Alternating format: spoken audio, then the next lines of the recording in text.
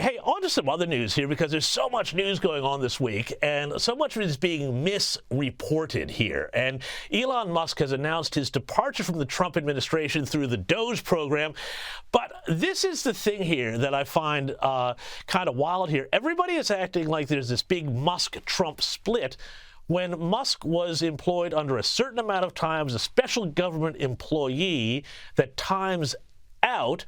So this idea that there's some huge rift between Musk and Trump doesn't seem to, hold water, even though DOGE seems to have left an awful lot of work undone when it comes to, getting some sort of hold over the vast octopus of American government spending. I'm so glad to hear you say that, James. You're one of the few sensible commentators on American politics. I try. Australia is lucky to have you there. But, I look at all the other media, and obviously exception of the New York Post and some others like Sky News Australia. But so many outlets are saying, Trump and Musk have had this big fight. Elon Musk criticized the big, beautiful bill, and oh my gosh, he's leaving DOGE, and it's a huge split. No, he had told everyone he had to leave because he only had 130 days as a special government employee, and that time was up at the end of May. This was planned months ago, and both of them had repeatedly noted that. But, the media love a good story that fits their narrative, so they're ignoring that. And the headlines are making it look like there's some big fight between them. No. And of course, as you say, DOGE's work really is not finished. It's one of those things you kind of wonder if it'll ever be finished, given how vast the American federal government is. So, we've heard that Trump and his cabinet will now be the primary enactors of the DOGE philosophy, and will be looking at ways to cut their departments and the rest of the federal government. But the media has been, it's just the media will media. Yeah.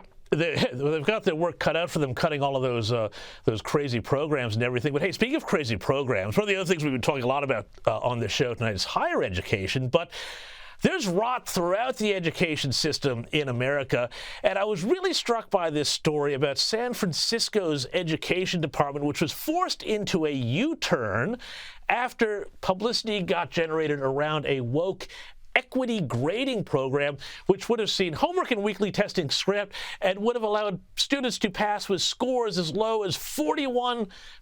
Now, there's been backlash, but this idea of equity, whenever we hear the word equity, not equality, equity, it always rings alarm bells. I mean, how big a problem is this in Democrat jurisdictions, this sort of woke education where kids don't grow up actually knowing how to do anything? Yeah, when you hear the word equity, James, run. If it has anything to do with you or any of your family, it's crazy.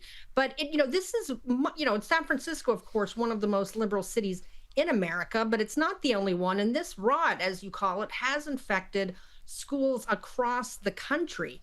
We've seen, even here in New York City and other cities, efforts to do this sort of thing, not quite as all at once and as blatant as maybe the San Francisco plan, but it's certainly there. And it's really sad because it claims that it's aiming to help disadvantaged kids. It says, well, some kids have trouble making it to school. They don't have a good place to do their homework. So we're just going to, make it easier for them to pass. Well, how about educating those children instead? How about not giving up on them?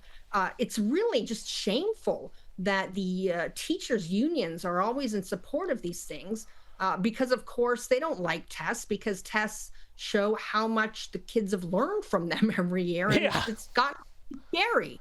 And so these programs are just awful because when they say equity, what they mean is we're not going to try to teach the disadvantaged kids. We're just going to let them skate through. And then, absolutely, what? So end up in prison rather than in a career. It's shameful, James.